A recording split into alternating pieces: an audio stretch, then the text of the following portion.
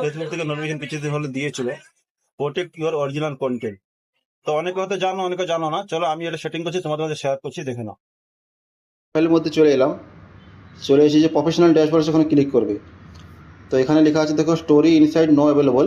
প্রথমে এই জায়গাটা ছিল, যেহেতু আমি করে নিয়েছি বলে এখন ওটা নিচে চলে গেছে।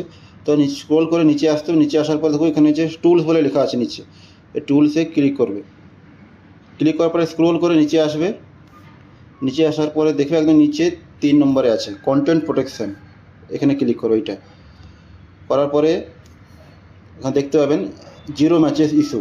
এটার মানে হচ্ছে আমার ভিডিও কেউ কপি করেনি, কপি করে কেউ প্রোফাইলে ওর শেয়ার করেনি, বা আমার ভিডিও ডাউনলোড করে ওর প্রোফাইলে কেউ শেয়ার করেনি। তো এখানে কেউ এখন মধ্যে করে বলে জিরো দেখাচ্ছে। তাই এটা করলে তোমার সাথে সাথে তোমাকে ফেসবুক নোটিফিকেশন দিয়ে দেবে যে তোমার প্রোফাইলে কেউ ভিডিও ডাউনলোড করে ওর প্রোফাইলে শেয়ার করেছে, বা কেউ তোমাকে কপি করে ভিডিও করেছে।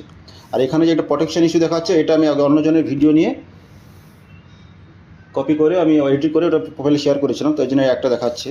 তো এইখানে উপরে যে প্লাস আইকন চিহ্ন দেওয়া আছে, এখানে ক্লিক করে তুমি একটা করে ঠিক চিহ্ন মেরে নেবে, মেরে নিয়ে তুমি এখানে প্রোটেক্ট করে দেবে। দিলে তোমার ভিডিও নিয়ে যদি কেউ ডাউনলোড করে ওর প্রোফাইলে শেয়ার করে, বা তোমাকে কেউ কপি করে ভিডিও করে তোমার ভিডিও নিয়ে, তো তোমাকে সঙ্গে সঙ্গে ফেসবুক নোটিফিকেশন দিয়ে জানিয়ে দেবে। এটা খুব ভালো, এটা ফেসবুকেও আর ইনস্টাগ্রামেও দিয়েছে। আর সবসময় নিজের কন্টেন্ট তৈরি করার চেষ্টা করবেন, অন্যের ভিডিও শেয়ার করবেন, প্রোফাইল কোনো দিনই শেয়ার করবে না।